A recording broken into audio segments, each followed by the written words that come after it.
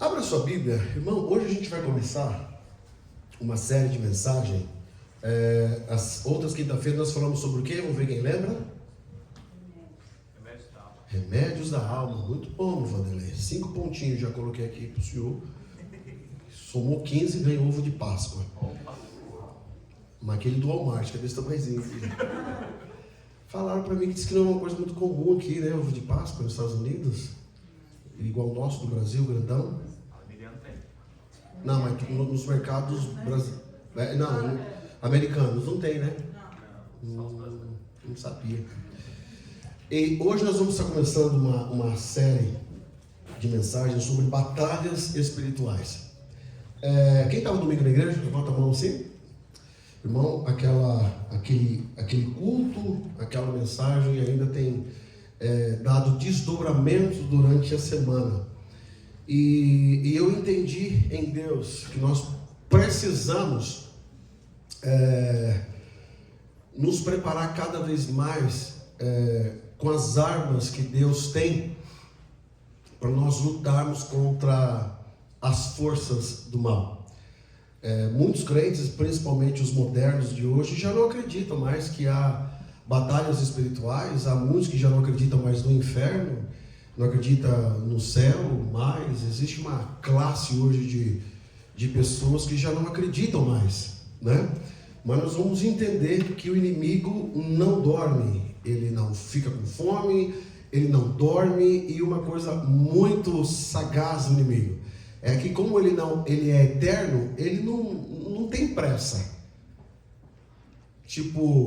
Ele não tem pressa de tentar minar tuas forças, não, né? A gente sim, a gente ainda tem tempo. Ele não tem pressa. Ele vai minando as nossas forças e espera o que acontecer, digamos, no decorrer da tua vida, ele vai esperar. Para ele não tem pressa. Ele pode começar a acompanhar a tua vida desde criança. Quando você tiver com 50 anos, ele fazer você assumir um outro caminho do que Deus tinha para você. Aí você fala assim, mas depois de velho, na verdade, o diabo veio lutando contra você desde muito cedo. Por isso que é muito importante nós estarmos ligados naquilo que Deus tem, e nós vamos entender algumas coisas. Tem um texto na Bíblia que diz: Deus não tem por inocente o culpado. Então, quando eu não sei, é uma coisa. Quando eu sei, a responsabilidade ela é maior. Você já viu aquele outro texto que diz assim: para quem muito é dado, muito é cobrado. Eu já vi um filósofo dizendo que a ignorância ela é melhor do que a verdade. E quando você vai entender o que o filósofo estava querendo dizer, é que conhecer a verdade dá trabalho. Conhecer a verdade dói. A ignorância, tipo assim, eu não sabia. E o fato de eu não saber me dá uma sensação de insegurança. Quando você começa a saber, os teus olhos meio que abrem para uma outra janela que até então você não tinha acesso para abrir, ou não queria abrir essa janela. E o mundo espiritual, irmãos, ele é um mundo que ele existe. Tem um texto que diz assim que a nossa guerra não é contra a carne, nem contra o sangue, mas é contra as potestades malignas. Amém? A nossa guerra não é contra a carne. O que é? Contra o ser humano em si, mas é contra a potestade maligna. Desde quando o homem peca no jardim do Éden, vamos voltar rapidinho comigo lá em Gênesis. Estava lá em cima, estava tudo numa boa, o mundo estava ali. Aí Deus resolve, vem para a terra, Pai, Filho e Espírito Santo, porque ele diz: façamos o homem a nossa imagem e semelhança, e ele cria o homem do pó. Ali é gerado para o homem um inimigo crucial e mortal, que é Satanás. Porque Satanás foi banido do céu porque ele quis ser mais do que Deus. E aí vem Deus, e isso porque os anjos caídos, os demônios hoje, eles foram criados na mesma proporção de divindade que os anjos que lá ficaram. Então eram seres de extrema importância celestial. Aí vem Deus para a terra, pega a terra, faz um barro, assopra e sai esses mortais. E Deus disse assim: e eles vão me adorar. A partir daí, Satanás começa a trabalhar dia e noite, não para matar a criação, mas para fazer com que essa criação não adore a Deus. Porque Deus, quando Ele criou o homem, Ele fez uma coisa muito importante, que teologicamente, algumas pessoas brigam contra isso, mas tem um cernezinho no ser humano que se chama livre-arbítrio. Tipo assim, você não adora a Deus, você não é salvo, você não está na igreja, porque você não tem uma outra opção. Você tem várias opções, e entre as opções você escolheu adorar a Deus, você seguir Jesus. Eu aceito Jesus como meu Salvador. Isso é a tua escolha de servir Jesus. E o diabo, ele vem desde o início tentando mudar tudo isso para que o homem se desfigure, se desconecte de Deus. Tanto que ele diz assim, você lembra que antes do pecado, Deus visitava Adão todo dia? Lembra disso? Vocês lembram dessa história? Chegava lá, conversava com ele, e quando eles pecam, Deus continua indo para o lugar, mesmo sabendo como tinha pecado. Só que Adão não apareceu no compromisso. E ele percebe que ele está nu. E ali, quando ele fala quem é que pecou, aí Adão põe a culpa na mulher, e a mulher pega e põe a culpa na serpente. Dentro desse contexto, Deus fez tudo aquilo lindo para eles, e Deus só pediu uma coisa para eles: vocês comem de tudo aqui, a única coisa que eu vou pedir para vocês, não coma dessa árvore aqui, tá bom? Não coma dessa aqui. Aí eu fico pensando com os meus botões às vezes, por que Deus não pegou essa árvore e não escondeu lá atrás do morro? Deus deixou bem no meio da praça. Quer dizer, toda vez eles passavam e viam aquela praça. Eles passavam, olhavam e não comiam. Um belo dia, a Eva está ali, veio a serpente, a Bíblia chama ela de sagaz, e ela joga uma informação na mente de Eva. Ela joga uma informação. Ora, capítulo 3, versículo 1 e 3 de Gênesis. Ora, a serpente era mais astuta de todos os animais selvagens que o Senhor Deus tinha feito. E ela perguntou à mulher, a serpente perguntou à mulher: foi isso mesmo que Deus disse? Então presta atenção. O maior pecado da história começa numa pergunta. Olha só a pergunta: foi isso mesmo que Deus disse? Então presta atenção na dúvida que veio na mente, a pergunta no formato para ela gerar dúvida que veio na mente de Eva. Olha só, a pergunta que sentenciou todos os seres humanos: foi isso mesmo que Deus disse? Não comas de nenhum fruto das árvores do jardim? Respondeu a mulher à serpente: podemos comer do fruto da árvore do jardim. Mas Deus disse: não comam do fruto da árvore que está no meio do jardim, nem toquem nela, no contrário vocês morrerão. Então tudo começou com uma pergunta, tipo assim: o diabo não pegou a fruta e deu para ela, o diabo não pegou ela pelo cabelo e falou: come essa fruta agora, o diabo não pegou e não pisou na cabeça dela e falou: a partir de hoje, não, ele só fez uma pergunta, só uma pergunta: se fosse hoje, você está indo na igreja para quê? Você está indo na igreja para quê? A tua vida está desse jeito. Você nasceu na igreja, a tua vida está aí e você continua do mesmo jeito. Olha a pergunta: o fulano vai para a igreja, o fulano não está nem aí, a vida dele é melhor que a tua. Olha a pergunta. Depois dessa pergunta, tudo acontece porque a pergunta é gerada, a mente dela pega aquela pergunta, transforma em dúvida, e ela sai da dúvida e vai para a prática. Mas tudo começa com uma pergunta. Tudo começa com uma pergunta. Então, o mundo espiritual, o inimigo ele age de várias maneiras. Nós vamos estar falando de algumas, hoje é especificamente na mente, mas nós vamos falar das batalhas espirituais na família, no casamento, em diversas situações, na igreja. Ele age de várias frentes. O diabo, ele nunca, ele é tão sagaz que ele sabe exatamente como você é, ele conhece as tuas fraquezas, ele sabe o jeito que você é, ele gosta do jeito de comida que você gosta, ele sabe exatamente como é a gente. E ele faz como se fosse um raio-x, e ao longo da nossa vida, ele vai nos cercando daquilo que ele sabe que a gente é. Isso é chamado de tentação. Tem um hino da harpa cristã que diz assim: tentado não ceda, ceder é pecado.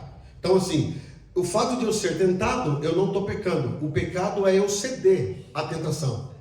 Então ele faz um raio-x, ele olha você, tipo assim, ele está olhando você, ele nos acompanha, ele não tem poder para tocar na tua vida, amém? Mas ele nos acompanha, ele sabe onde você está, ele sabe onde você trabalha, ele sabe o que você está falando, ele sabe aquela hora que você está falando, eu estou sozinho por aqui, não, ele está dando uma olhada em você, ele sabe o que você está fazendo, ele sabe, na hora certa ele vai converter isso contra você. Na hora certa ele vai converter isso para que você mesmo se envergonhe disso que você estava fazendo e parece que ninguém estava ali. Então tudo nele é muito sagaz, tudo começa muito pequeno, irmão, muito pequeno. Por isso que a gente, talvez um dos maiores dons que a igreja desses últimos tempos precisa, chama-se discernimento espiritual. Discernimento espiritual, discernir espíritos, que há muitos que dizem que são, mas não são, e são outros espíritos, e não é o Espírito de Deus. E muitas igrejas são enganadas, muitas pessoas são enganadas, porque a Bíblia diz que se ele mesmo pode se transformar no anjo do quê? De luz. Para enganar muitos. Então o ser humano, nós estamos aqui em pé. O que ele quer fazer com você? O que ele quer fazer comigo? Ele quer nos afastar de Deus. Antigamente, você lembra, não sei se você é crente antigo, antigamente tinha aquela coisa assim, que a pessoa estava na igreja e o diabo vinha e tirava da igreja. Já ouviu essa frase? Aí a pessoa ia para o mundo. Já ouviu isso? Ia para o mundo. A pessoa desviava, ia para o mundo. Lá, ficava lá para o mundo e saía da igreja. Hoje, não está sendo muito assim a estratégia. Hoje fica no mesmo lugar, as pessoas ficam achando que estão no ambiente, achando que está adorando o Deus verdadeiro, mas as ações dela não condizem com aquilo que ela está aprendendo de Jesus, logo há uma influência que não é de Deus. Por isso que eu sempre falo nas pregações que você conhece o crente pela obra dele, pelo caráter dele. Então por isso que eu falo para vocês como é sério isso. Se eu conheço um cristão pelo caráter, se ele fala que é cristão e ele não tem um caráter, tipo, se ele fala que é cristão e mente, a Bíblia fala que o pai da mentira é o diabo. Então olha só que coisa simples, só assim, simples e séria e profunda que é. Se a pessoa diz que é cristã e vive mentindo ou vive numa mentira, logo a Bíblia diz que o pai da mentira é o diabo e que Deus, ele abomina esses tais que assim mentem, está longe dele. Ué, se tem pessoas que estão na igreja comungando a fé, comungando que é um cristão e está vivendo uma vida de mentira e mentindo, logo ele está sendo influenciado por quem? Você vê que a gente tem até medo de falar, né? Mas nas quintas-feiras, irmão, e é isso que eu quero que vocês saibam, existe Deus e existe o diabo, existe o céu e existe o inferno. Se ele não é influenciado por Deus, ele é influenciado pelo diabo. E nessas quintas-feiras, eu quero que você vá orando a Deus pelo Espírito Santo, para que você mesmo vai dizendo por quem que você está sendo influenciado. Quem é a influência que você tem? É de Deus ou é do diabo? Pastor, mas eu estou na igreja. Você está acabando de saber aqui que não é o fato de estar na igreja. Se eu estou na igreja, se eu estou comungando com coisas que Jesus não me ensinou, logo a minha influência não vem de Deus, ela vem do diabo. Então assim, parece que os púlpitos das igrejas deixaram de falar sobre isso. Deixaram de falar sobre essas verdades cruciais de que o fim está próximo, Jesus está para voltar, ele vai arrebatar a igreja dele, vai ter o julgamento e vai se afastar. Uns vai ficar na vida eterna com Deus e tantos outros vão ficar a vida eterna com o diabo. E é por isso que ele glamoriza, tá certo? Glamoriza a nossa vida que estamos agora para que você se afaste de Deus. Por isso que de novo eu falo para vocês, tudo que é para a igreja, tudo que volta a isso, irmão, eu estava estudando, estou estudando e lendo isso aqui. O diabo não sabe que eu estou estudando, que a gente ia começar essa série aqui? Sim ou não? Sim. Você acha que ele não vai fazer nada? Que ele não vai dar um cansaço, para que você não escute isso? É lógico que ele vai, porque o menos interessado aqui, para quem que escute isso, é você e sou eu. Você acha que ele não queria que eu não falasse isso aqui? É lógico que não.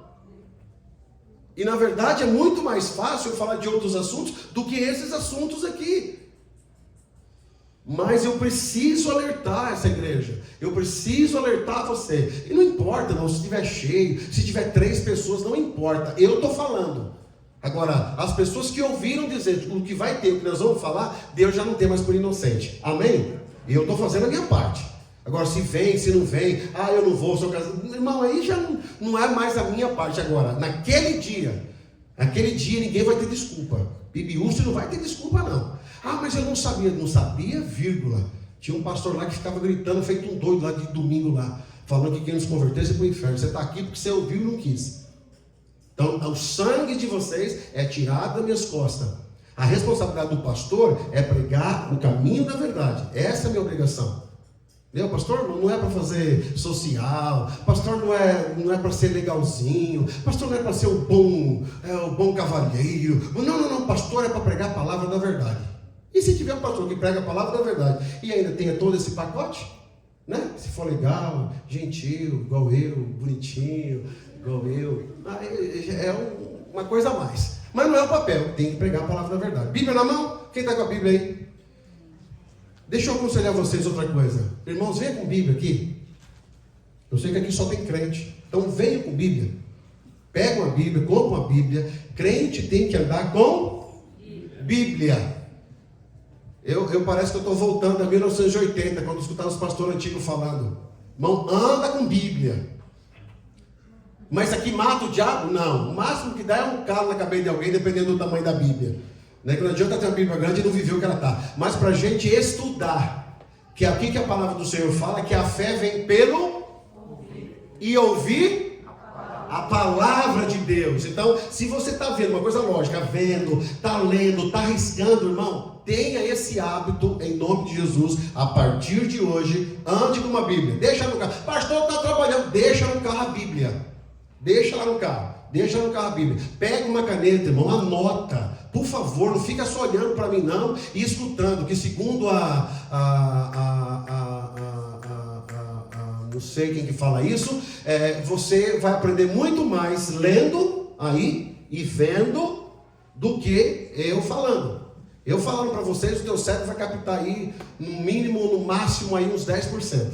Então você está com a Bíblia, vai lendo. Então tenha o hábito de leitura bíblica, leitura diária, tá? Essa semana eu recebi um grupo de irmãos guerreiros que não me avisaram que eu cheguei em casa. E quando eu olho, já estamos aqui. Quando eu chego, tem um grupo de irmãos que falou: pastor, só estamos aqui para orar com o senhor. E quando eu olho na mão de alguns, tinha lá o quê? Bíblia. Se é crente e vai para uma missão espiritual, tem que ter Bíblia, tá? Então todo encontro de igreja, todo encontro, vamos conversar, é Bíblia, irmão, é Bíblia. O diabo, o que está querendo fazer outra coisa, é afastar a gente disso aqui, ó. É afastar a gente da leitura bíblica. Então para de ficar só ouvindo coisa no YouTube. Não, pastor, eu fico ouvindo lá no YouTube. Leia, estude a palavra de Deus. Estude a palavra de Deus. Então vamos lá, Filipenses capítulo 4, versículo 8.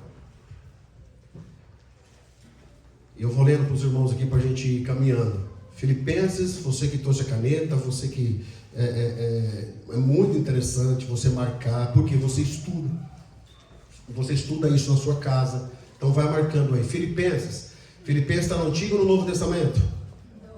Muito bom. Novo Testamento, capítulo 4, versículo 8.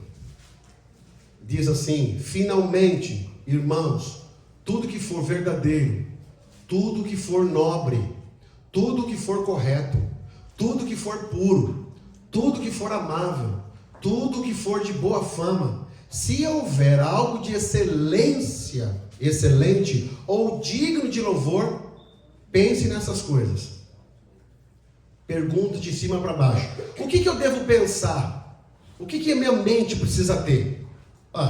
Tudo que for verdadeiro, tudo que for nobre, tudo que for correto, tudo que for puro, tudo que for amável, tudo que for de boa fama, tudo que houver algo excelente, digno, e se tudo isso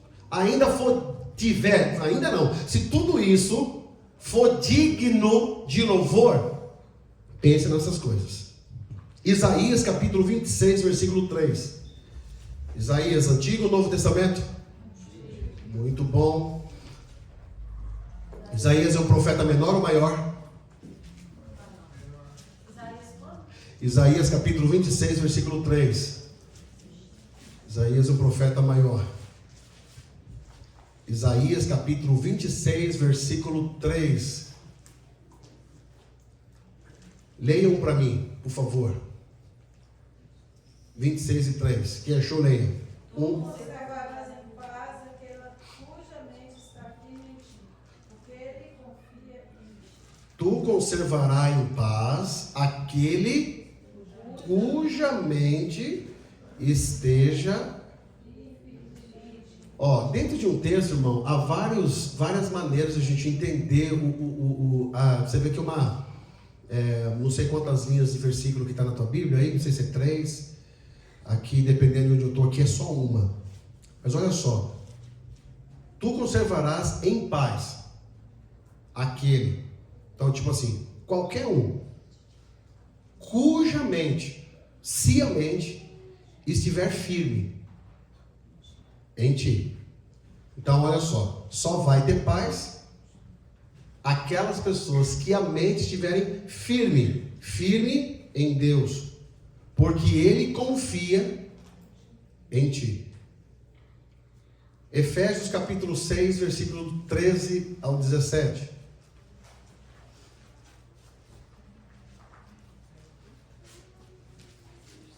Efésios capítulo 6, versículo 13 ao 17. Eu vou ler o primeiro e até o 17 eu vou terminando e já começa. Tá? Vamos ter essa agilidade bíblica. Portanto, tomai toda a armadura de Deus para que possais resistir no dia mau, e havendo feito tudo, ficar firmes.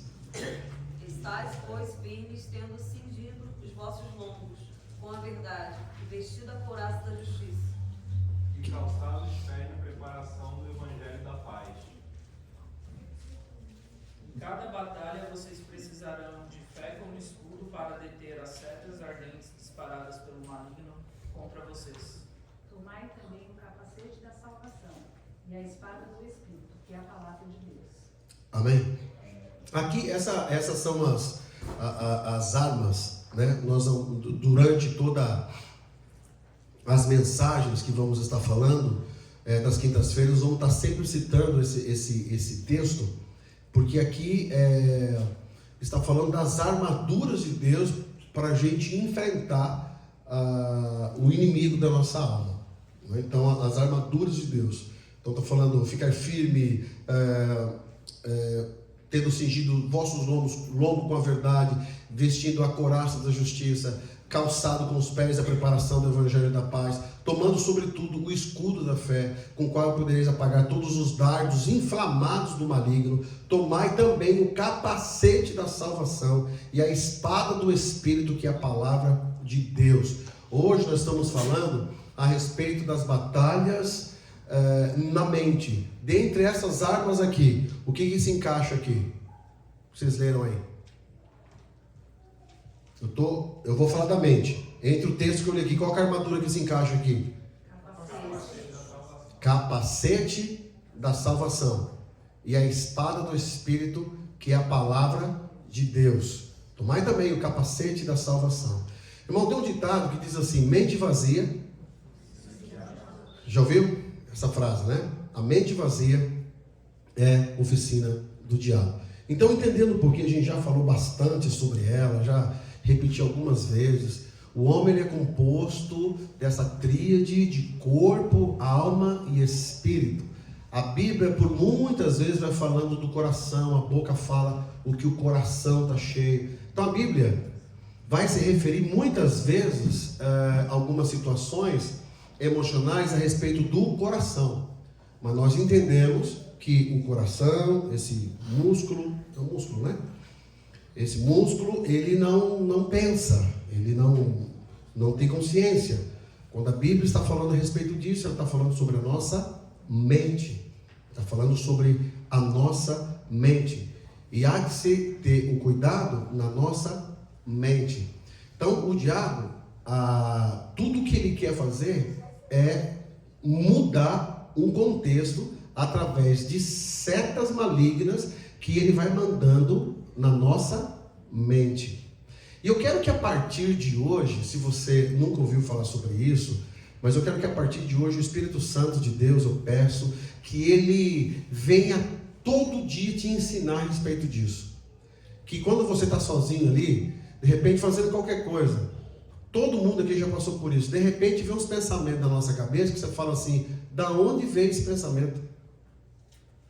Tem pensamentos que vêm na tua cabeça que você, do nada, você pensa uma coisa que não tem nada a ver com aquilo. Tem pessoas que começam a fazer pensamentos, conjecturas aqui, você fala, mas não estou entendendo esse pensamento.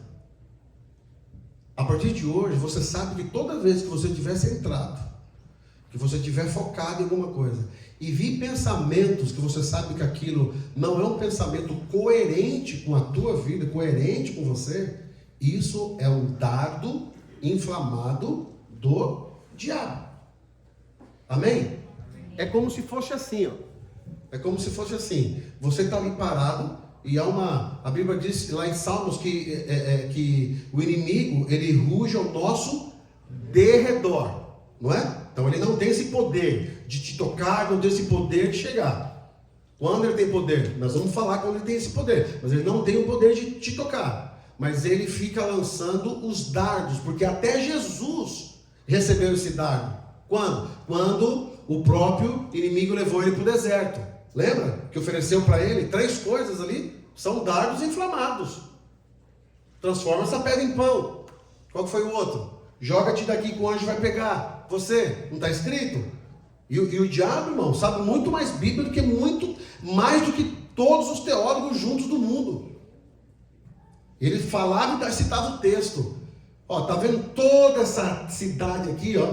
Tudo que está aqui, se eu vou te dar, se prostrado você me adorar. Então são dardos inflamados. Jesus aceitou aquilo? Não aceitou. Jesus repreendeu Satanás. Jesus expulsou Satanás em cima da própria palavra. Mas também está escrito o quê? Somente a Deus adorarás. E nem só de pão viverá o homem. Você vê que para cada seta, um versículo citado. Por isso, irmão, que muitos hoje em dia, eu estava vendo esses dias a filha de uma pregadora famosa, era cantora também, e ela como mãe era até triste de pensar nisso. A filha dela se afastou e pegou uma Bíblia e começou a escrever um monte de coisas assim, hoje totalmente fora de contexto nosso de fé, em cima da Bíblia. E eu olhando aquilo, você vê, tem muitas pessoas que já não acreditam mais nesse aqui. As pessoas tentam desmerecer isso aqui. Você sabia que tem versões de Bíblia, e eu vou tentar ver essa versão para vocês, que tiraram textos cruciais no meio da Bíblia? Existem Bíblias vendidas por aí que estão tirando textos. Estão escrevendo a Bíblia com interpretações totalmente fora da realidade.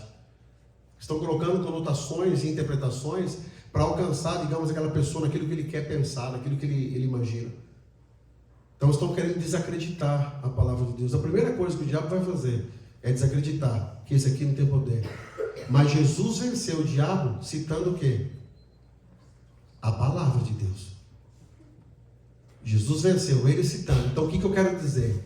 Você precisa, por isso que quando a gente lê a Bíblia, por isso que quando você vai lendo, você vai estudando, você vai escrevendo, você vai introduzindo aquela palavra em você. E fale Fala, declara na tua casa a tua fé, repreenda com a tua boca, cita os versículos, não é que o versículo é mágico, irmão, o versículo não é mágico, não. Não é igual as casas antigas, a Bíblia aberta no Salmo 91, que mal nenhum vai chegar lá porque a Bíblia está aberta. Não, irmão, isso aqui é um papel, um livro escrito. Se eu não tiver a fé que eu preciso ter em Cristo, que Ele foi trazido ao mundo, eu escuto sobre Ele, eu leio sobre Ele através da palavra.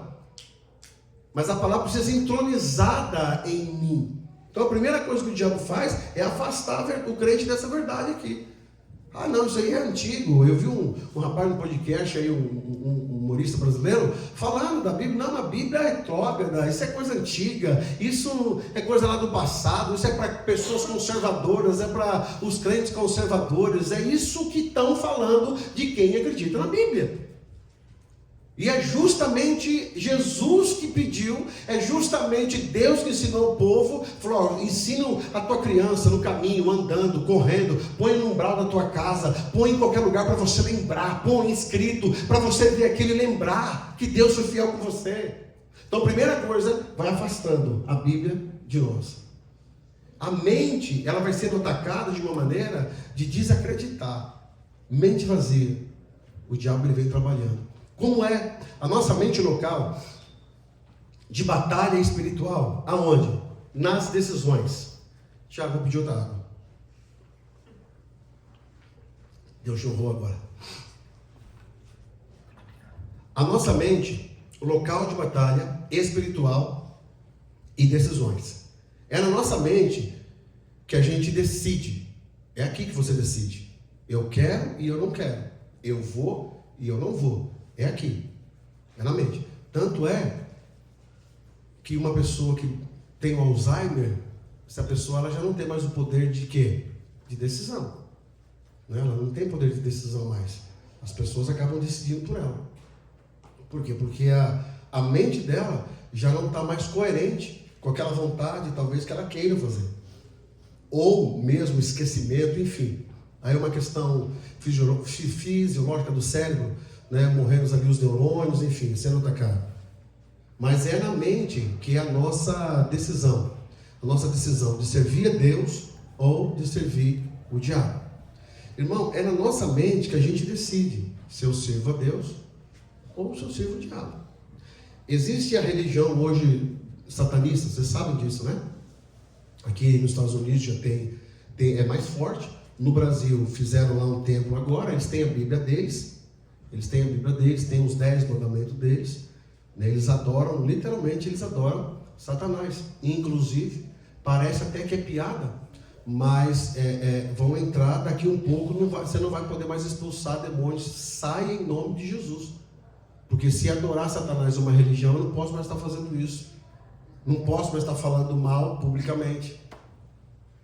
Né? Então, você vai vendo o caminho aonde a gente vai chegando nas coisas. Então, não é só o fato de uma vez uma pessoa ela ir num templo de adoração, é um templo satanista, que ela serve Satanás. Às vezes o fato de eu só não servir o que Deus fala, eu estou servindo a Ele. E isso tem que ficar muito claro na nossa mente, na tua mente, que só tem dois senhores, só tem dois caminhos. E só pode servir um Senhor só. Não tem como servir a dois senhores. Ou serve o diabo, ou serve a Deus. E é na mente que eu decido isso. Você decide na tua mente, eu vou servir a Deus. Agora, qual que é a estratégia que o diabo está usando hoje? Serve a Deus, mas não precisa servir muito não. Fica de boazinho. Não, seja um crente light, gostei da palavra. Seja um crente tranquilo. Não precisa disso tudo não. Não precisa tudo isso não. Para que isso? Não precisa tudo isso não. Ué, se eu sirvo um Deus e tem as regras, os mandamentos dele para eu seguir, se ele é o meu Senhor, eu preciso estar naquele caminho. Se eu não sigo aquele caminho, logo é uma estratégia do diabo para que eu não sirva ele de irmão. E não tem como. Se eu não servir o Senhor de verdade, se eu não servir ele de coração, se eu não servir ele de alma, de mente, eu estou servindo o diabo. Então é na mente que eu decido servir a Deus ou servir o diabo. Aí uma pergunta para a tua mente: quem é que você está servindo? A tua mente vai dizer: eu estou servindo a Deus.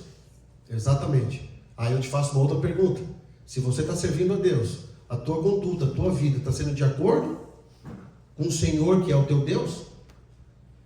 Aí você responde para você. Responde para você. Dentro dessa tua sala do teu coração, sentado está Jesus olhando para você e olhando para mim. É na minha mente que eu decido fazer a vontade do mundo ou a vontade de Deus. É na minha mente. É na minha mente que eu decido fazer a vontade do mundo e fazer a vontade de Deus.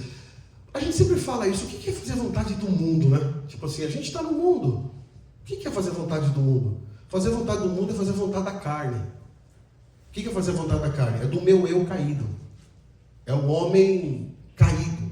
É o meu eu pecador. Fazer a vontade do mundo é fazer minhas próprias vontades. Tem um texto que nós lemos que Deus entregou os homens para suas próprias concupiscências.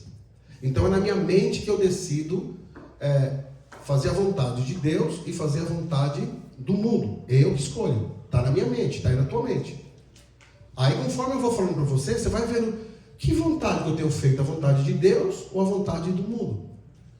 Aí a tua mente vai dizer: não, eu estou fazendo a vontade de Deus. Aí eu te faço a pergunta: a tua vida fazendo a vontade de Deus é coerente mais com Deus ou mais com o mundo? E isso é fácil de você identificar na tua vida. A vida que você leva, ela é mais coerente com Deus ou ela é mais coerente com o mundo que você está? Tipo assim, aquilo que você faz, aquilo que você abre mão, aquilo que você não quer abrir mão. Não, eu sou crente, mas isso aqui eu não abro mão. Eu sou crente, eu vou para a igreja, mas isso aqui, não tem como você servir a Deus pela metade. Ou você segue de verdade, ou você está perdendo tempo na igreja. É isso que eu queria que as pessoas soubessem. Porque tipo assim, se está na igreja, servindo a Deus, fazendo de qualquer jeito, você está errando duas vezes. Você vai para o inferno e não gozou o mundo como deveria gozar. Então, já que você não quer servir a Deus como manda, então já se joga logo. Mas mergulha logo no lamaçal. Já nada de braçada mesmo.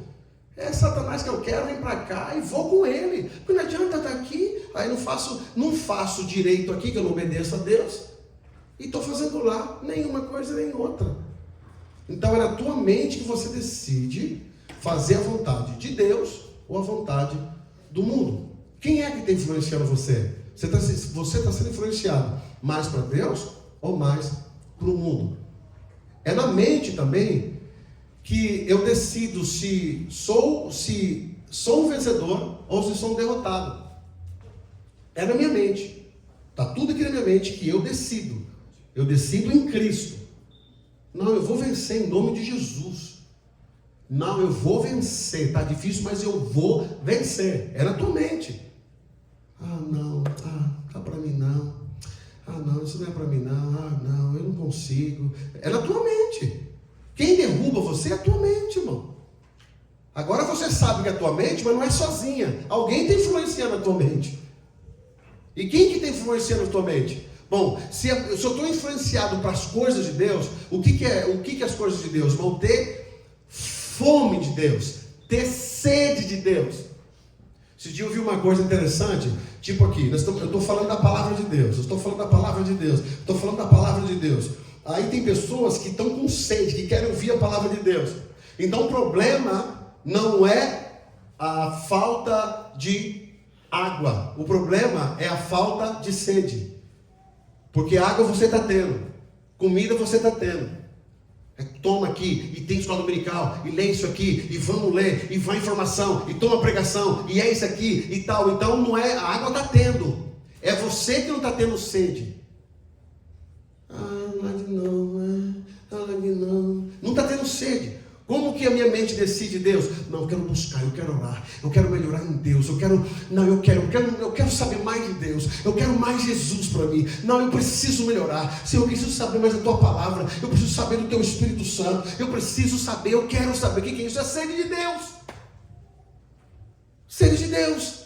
Agora, se eu não tenho isso, se a minha vida é totalmente sede para outras coisas, logo a tua influência não é a de Deus.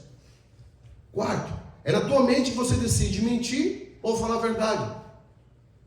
É aqui que a gente decide a mentira ou a verdade. Quando você mente para alguém, quando você mente para tua esposa, mente para o teu marido, mente para as pessoas. Tem pessoas que mentem e já agem de uma forma como se fosse uma coisa natural. A mentira se tornou parte dela. No serviço, qualquer mentirinha está mentindo. Qualquer coisa está mentindo. Logo nós sabemos que a mentira não é de Deus. E se você tem facilidade e se sente confortável na mentira, logo a tua mente está sendo influenciada por Satanás. Não é por Deus. Irmãos, a Bíblia fala que nós somos pecadores ainda, nós somos imperfeitos, estamos cada dia procurando a perfeição em Cristo. Amém? Só que a gente não pode estar confortável nos pecados. O grande problema não é que a gente não tem que pecar, que a gente não peca. Nós pecamos. Mas pecou, se arrepende, se humilha, se joga no chão. Deus tem misericórdia de mim. O problema é que as pessoas estão confortáveis em seus pecados. Confortáveis. Peca hoje, está extremamente confortável. Parece que aquilo já não acusa mais ela. O pecado que a pessoa comete não acusa mais ela. Caramba, eu menti pro cara, olha, meu Deus do céu, me perdoa, Jesus, eu menti para aquela pessoa. Caramba, não, você não tem mais isso. É tão normal para você que tá tranquilo. Bom, se eu decido falar a verdade ou mentir, é uma decisão na tua mente. Se eu minto, eu estou servindo quem? E se eu falo a verdade, é uma influência de quem? Então a mentira e a verdade na tua mente, ela é influenciada por aquilo que está influenciando você. Quinto, é na tua mente que você decide ser um crente cheio do Espírito Santo ou um crente medíocre. Eu achei interessante isso. A gente quer ser bom em tudo na vida. Você quer ser o melhor profissional, você quer ser o melhor profissional na tua área, quer ser o melhor em tudo no que você faz, mas dificilmente parece que as pessoas querem ser melhor em Deus cada dia.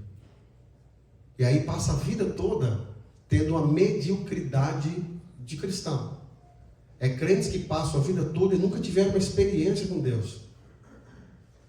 Aí eu pergunto para você, você já teve uma experiência pessoal com Jesus?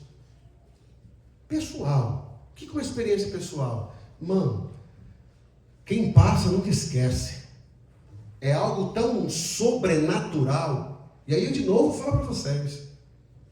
Parem de achar que não existe sobrenatural. Nessa o diabo está enganando você.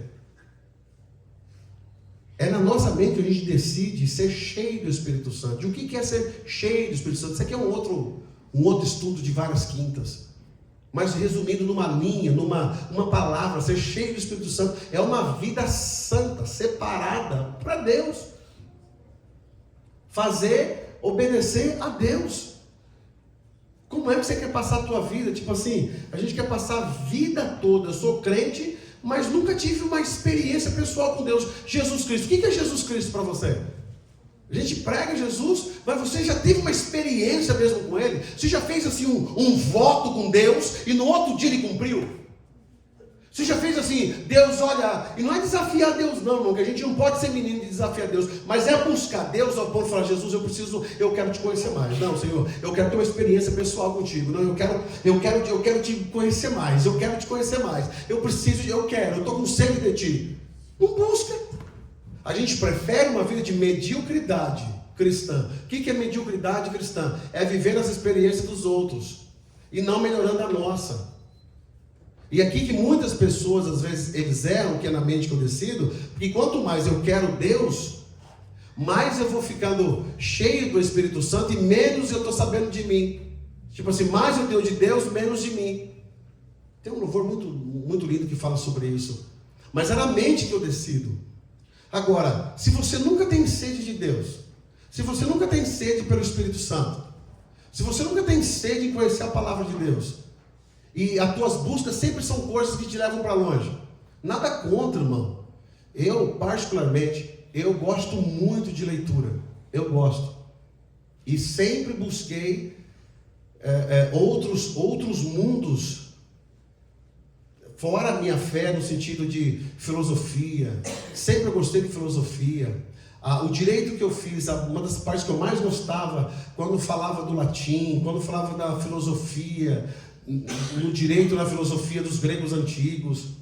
O tempo foi passando, eu fui me interessando sobre a psicanálise, li bastante sobre a psicanálise. Por último, numa academia para psicologia, e eu sempre gostei, sempre olhei isso, vi o ser humano, como que é rico o ser humano. Mas todas as vezes que eu vi um professor falando alguma coisa, seja na filosofia, seja ela em qualquer área que for, eu sempre olhava para a Bíblia e dizia assim: a Bíblia tinha razão. Porque se eu só buscar o conhecimento humano e perder minha aproximação com Deus, eu vou me tornando um ser vazio, um ser totalmente vazio. Por isso que você pode fazer tudo na tua vida, pode ser o melhor profissional na tua área, pode ser o melhor profissional, é um dever nosso. Eu acho assim, como ser humano, a gente precisa crescer todo dia. Então leia outros livros, leia alguma coisa, show, vai lá, descobre, faz, mas não esqueça que se sua sede só está para esse lado e não está para a palavra de Deus, para ser cheio do Espírito Santo, você está sendo influenciado não por Deus. Então assim, as tuas buscas incessantes identificam quem é que está influenciando você. Então na nossa mente eu decido, ou sou um crente cheio do Espírito Santo, ou passo na mediocridade. E aqui um conselho para vocês. Eu não sei até quando que a gente vai viver, eu não sei até quando que vai chegar a nossa senha, a minha, a tua, mas não passa a tua vida não, pelo amor de Deus, vivendo desse jeitinho que você está vivendo, sem ter uma experiência com Deus, sem saber o Deus que você serve.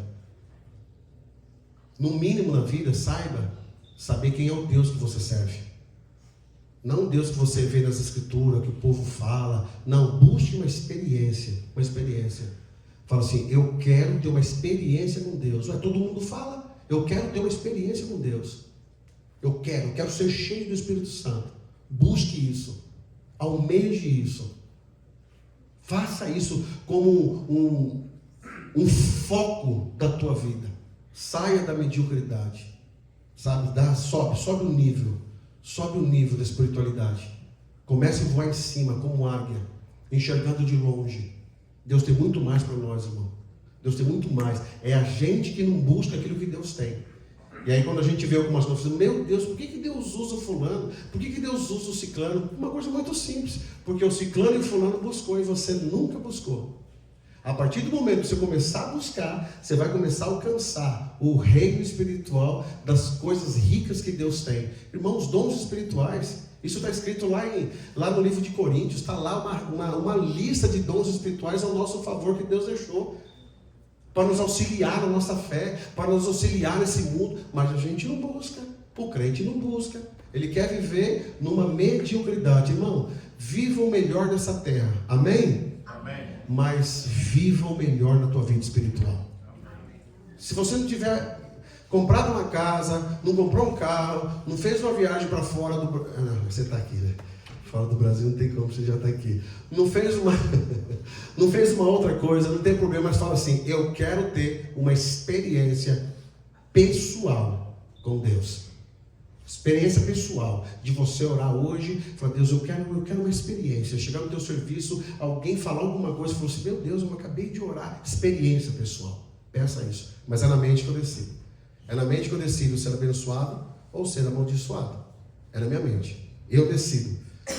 Se eu sou abençoado, eu decido na minha mente. Se eu decido na minha mente, logo eu tenho a certeza de que tem um Deus, que é o meu Deus, que está sobre mim, eu obedecendo a sua palavra, e por causa disso, a bênção dele vem sobre mim. No campo da mente que nós declaramos derrotados ou vitoriosos. Você sempre conhece, e aí eu não estou falando, irmão, de palavras positivas. O coaching, ele vai falar assim para você, olha no espelho, Você tem que olhar para o espelho e dizer assim, eu consigo.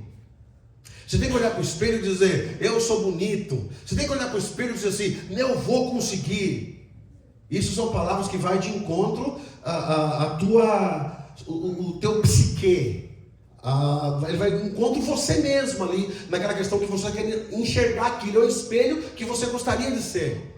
Mas agora que eu decido ser vitorioso e eu decido ser derrotado na minha mente, ele é muito mais profundo do que isso. Porque para eu ser vitorioso em Cristo, eu preciso confiar em Jesus. Para eu confiar em Jesus, eu preciso saber quem é Jesus. Você percebe que tudo que eu vou falando para vocês não tem uma receita, 1, 2, 3 e pronto aqui? 1, 2, 3, esse aqui? Não, é todo um contexto para você chegar naquilo que Deus quer. É na mente que eu decido ganhar ou perder. É na mente que eu decido, sou vitorioso ou sou fracassado. E é lógico que o diabo, ele sabendo às vezes como é que você acorda de manhã, as coisas não dão certo para você, já fala, eu tô mal, é por isso que... E engraçado, irmão, que quando uma coisa não dá certo, o diabo, eu vou falar isso porque é ele mesmo, o diabo joga na tua mente o seguinte, tá vendo? Você não serve para nada. Nada dá certo para você. Você não conseguiu de novo. Mas você não conseguiu aquele ali. Ele já está jogando para você coisa da vida toda. E aí qual que é o problema? Você aceita essa ideia. É verdade mesmo, eu estou assim, é verdade mesmo. Não. Chegou essa hora, você tem que, em nome de Jesus, romper esse pensamento. Não deu certo hoje. Como que é? Aqueles que confiam em Deus. Irmão, não deu certo hoje, vai dar certo amanhã. Deus está no controle das coisas. E outra, eu penso que não existe coincidência no céu. Não existe coincidência. O nosso problema é que nós somos cheios de milindres humanos, que a gente quer que tudo dá certo pra gente. Quando der errado, Deus trabalha para abrir porta e Deus também fecha a porta. Deus é Deus que fecha a porta para você, que abre portas lindas para você, mas é o mesmo Deus que de uma noite para o dia fala assim, eu vou fechar a porta para você. E você pode fazer o que for, a porta vai estar fechada. Agora eu preciso entender o que Deus quer com isso. Ele quer trabalhar comigo na porta fechada. O que Ele quer trabalhar comigo na porta fechada? Confiança. O que Ele quer trabalhar comigo na porta fechada? Dependência. O que Ele quer trabalhar comigo na porta fechada? Me jogar nos braços dele, deixar ele cuidar de mim. E às vezes você não está entendendo isso. Às vezes não deu certo uma coisa. Por isso. Aí o diabo, sabe o quê? Você fez aquele pecado lá que você pecou 3 anos atrás. É por isso, aquela coisa toda aí. Uma coisa que não deu certo, ele já vem e já joga tudo. Não, irmão. Uma coisa não deu certo, fala, Deus, não deu certo. Gostaria tanto que desse, mas assim, amém. O teu querer é o melhor querer para a minha vida. Se você aprender a fazer oração assim, Senhor, a minha vida está nas tuas mãos. O que o Senhor fizer está bem feito. O grande problema é que as pessoas não fazem essa oração. O que o Senhor fizer está bem feito de acordo com aquilo que eu acho que é bom para mim. E quando eu falo assim, aquilo que o Senhor fizer está bem feito, e literalmente viver aquilo, você vai viver melhor. Deus vai cuidar de você. Uma vez um amigo perguntou para mim assim, rapaz, eu me preocupo com você. Eu falei, é mesmo? Ele falou, por quê? Ele falou, rapaz, você paga INSS? Eu falei, rapaz, eu preciso pagar, viu? Rapaz, eu nunca paguei isso aí. Ele falou, rapaz, como é que você vai se aposentar? Como é que vai ser a tua velhice? Eu me preocupo com você, hein? Você se preocupa com isso? Ele perguntou para mim. Você se preocupa com isso? Irmão, eu nunca tinha pensado nisso. Aí ele olhou, aí eu falei assim para ele. Eu não sei se eu falar de fato para ele vai entender que eu falo, mas assim, eu falei assim, eu me preocupo sim, mas eu não me preocupo.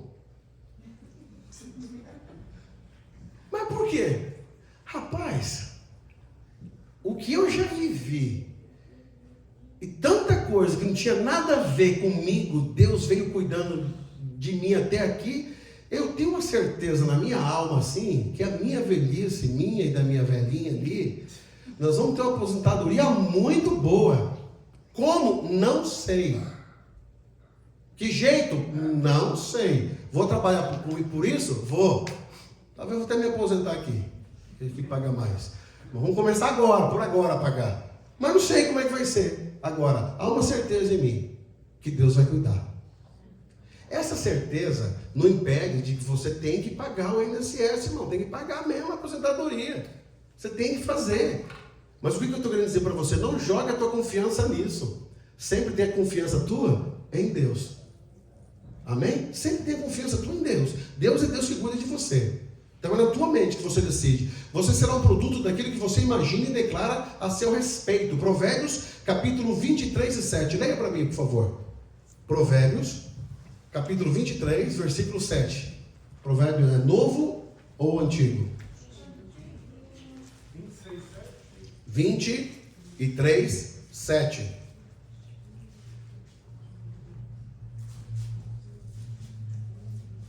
Porquanto o miserável só pensa nos gastos, ele diz, come e bebe, entretanto não fala com sinceridade. Vixe, é isso mesmo que está escrito aí. Forte, hein? Portanto, o miserável, começa assim. O que está escrito o seu? King James. Porque como imaginou na sua alma, assim é.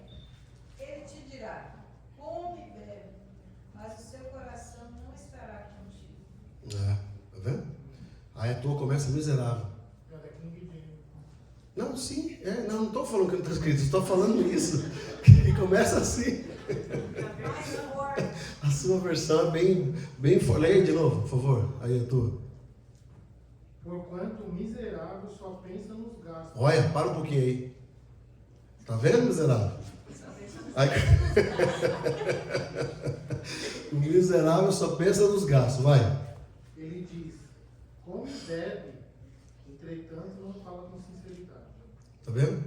Você é o produto daquilo que você imagina e declara, né? Então tá aí esse texto que não falta com a verdade, mas é um miserável, digamos, da sua situação de falta de controle. É na sua mente, se estiver cheio de Deus e de sua palavra, certamente você terá pensamentos bons a seu respeito e a respeito das pessoas. Zacarias capítulo 8, versículo 17. Vamos ver quem vai achar primeiro para ler. Agora o livro é difícil. Zacarias capítulo 8, versículo 17. Mas espera aí, André, não põe aí não. Zacarias 8, 17. Vou ler no iPhone 15. Quem lê agora? Zacarias 8 e 17. Pode? Miserável? Não. Ninguém trame em seu íntimo o mal contra o próximo. Tampouco ame o juramento falso, nem a mentira, porquanto eu rejeito todas essas malignidades, declara o Senhor. Forte. Na sua mente, se está cheia de Deus, certamente você terá pensamentos bons a seu respeito e as pessoas que estão ao seu lado. Ali a versão está dizendo, não trame, e nenhum de vós pense mal no seu coração contra o seu amigo, companheiro. Executar juízo de verdade. Tipo, não fazer falso testemunho contra alguém.